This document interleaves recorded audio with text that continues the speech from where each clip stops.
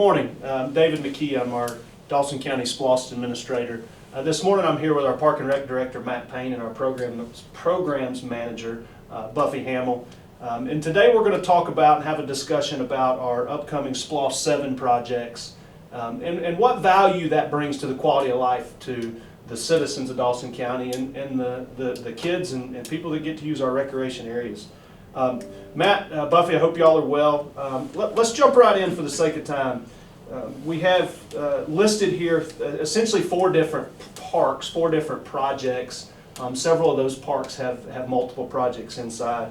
Let's start focus on Veterans Park. Veterans Park we've seen a lot of improvements at Veterans Park over the last 2 or 3 years. That was funded by SPLOST VI primarily. We had a pool house, we've seen a big pavilion, we've got a huge multi-use field out there. And if this SPLOST is successful, we're going to see some more improvements at that park. Our first project is playground replacement. What is that? That could mean a lot. Buffy, what is playground replacement? Well, the main playground, or what we call the main playground, is right close to the rec center there. So we've got quite a few pieces there that are seeing some age. We've got some newer pieces that the VII Club has donated over the last few years, and those will remain. We'll work around those and replace all of the older ones. Those pieces that the VII Club, that was the special need pieces, right. So Yes. Those will stay? Those will stay, okay. Yes. And you know, that park, like you said, has seen a lot of improvements and hoping to see some more, and that's just one of the areas of the park that kind of needs to step up the game and kind of get on track with the rest of the park. So that's not going to take away a tennis court, it's not going to take away a field? No, it'll be in the existing area that's there and just replacing some of the older pieces and using some of the space around it that's currently unoccupied. Okay, good.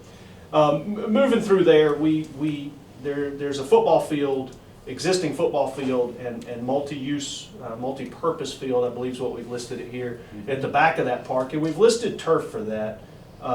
Matt, what's the value? What value does the turf bring that we don't have with grass? That's a good question that a lot of people have. And that is a very good question. And the best way you can describe that difference between the turf fields and the grass fields is a turf field is a 365-day field. You play on it all year.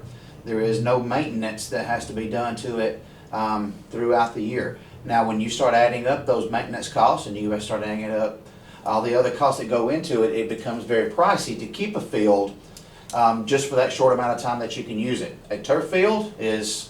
Do we know what a life expectancy is on those? A turf field is about 10 years.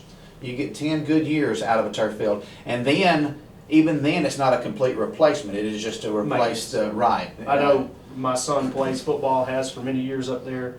There's been a number of days we've missed because the field is wet. Right. Are we going to be able to play on this? You never have to lose a game on the turf fields because of weather, and it is just a huge enhancement to any sport that is a rectangular field sport. It is a huge enhancement. So I know lacrosse is trying to come up in this county, and I assume our multi-purpose field, it's not going to be striped like a football field. Right.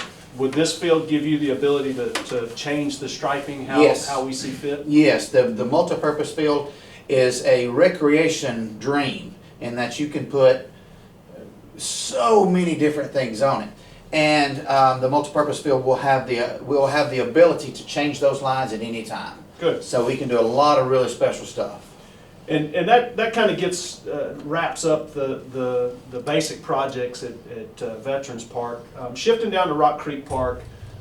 Rock Creek Park is I believe our biggest park, the south end of the county. One of the projects there, actually there's two projects there. Again, we're talking about playground replacement.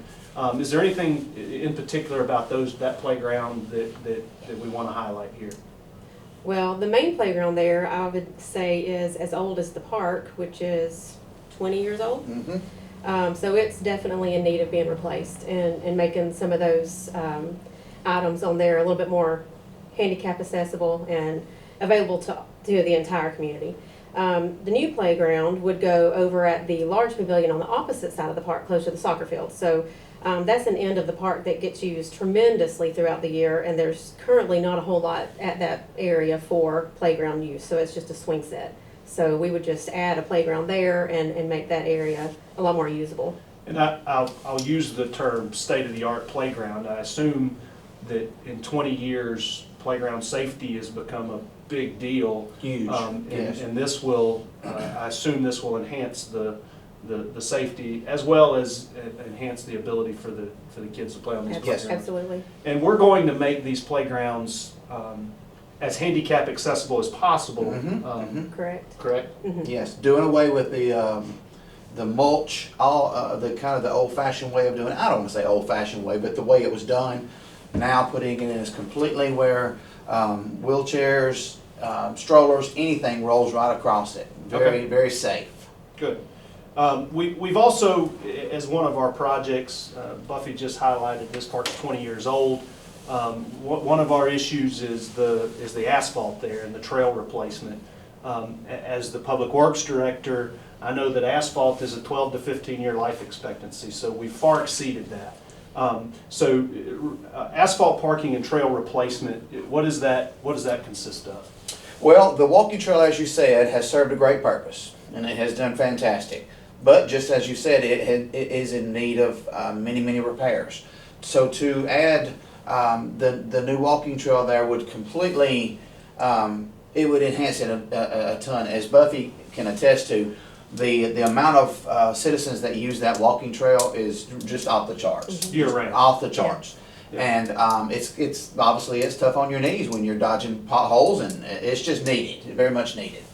And the last project there, let's take just a couple minutes, a minute or so, and talk about this last project. It's exciting to me, is a special needs softball baseball field. Where would that facility be? And talk to me a little bit about what that is. What is that? Well, that's resurfacing the field to make it accessible for walkers, wheelchairs, and that would go on what we call our T-ball fields now. So we have 4 T-ball fields, and we do use them, but we could do without one to replace as one of these fields. And the folks that designed that park and built that park really thought forward into the future and realized that growth was going to come. And we're at that point now to where we're trying to serve another part of our community that currently is underserved. So that special needs field is not a dirt field. No, it's it not is a No, grass it field. would be Right. resurfaced. It is a completely. complete, entire structure of a type of a Mondo type floor.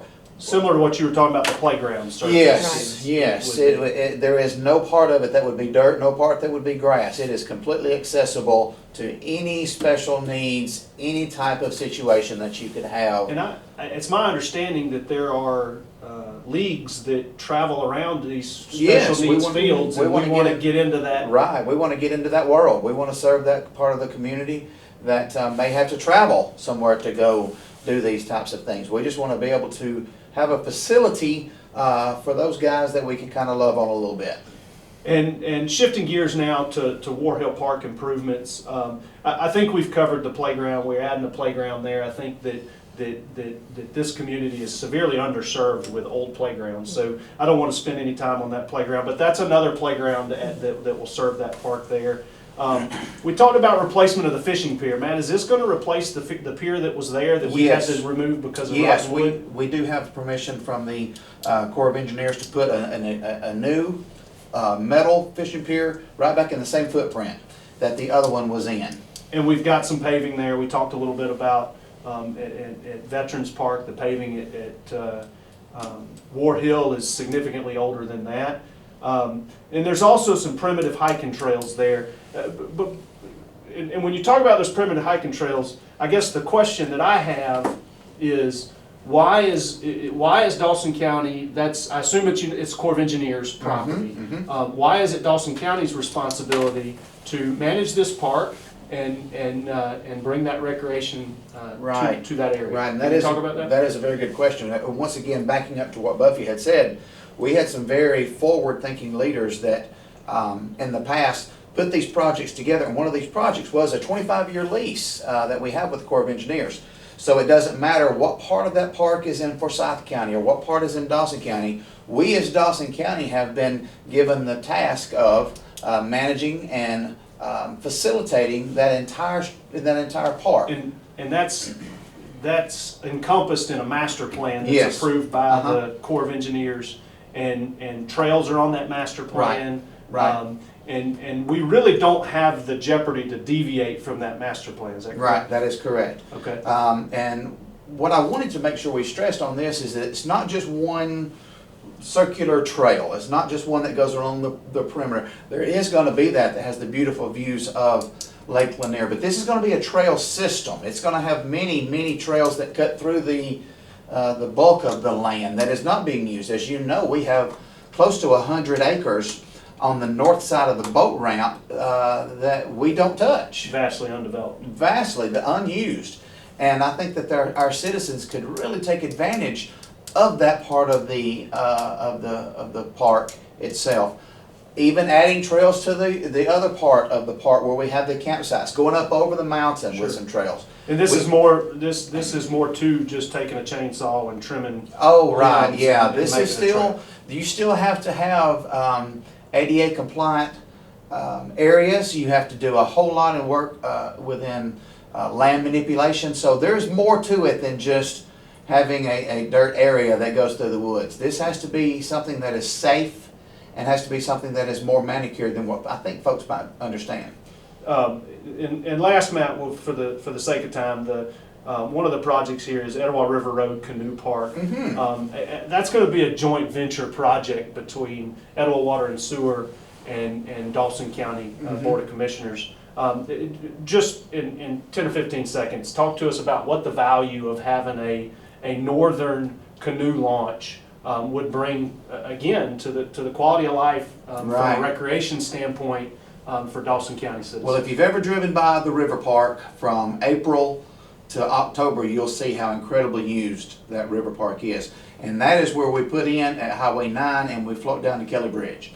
And that is a highly used portion of the river. This would allow us to go north, 4 or 5 hour float now from the new river put in to Highway 9, and from Highway 9 another 4 or 5 hours to Kelly Bridge. It is just a wonderful addition to our community, and it's highly used. And I just think that it would be a huge quality of life upbringing. Matt, Buffy, thank you for your time. Again, I know that we keep stressing the quality of life, and Right. our Dawson County logo, where quality of life matters. I appreciate the work that the Recreation Department does, and again, thank y'all for your time. Thank you Thank very you. much. Thank you for having us.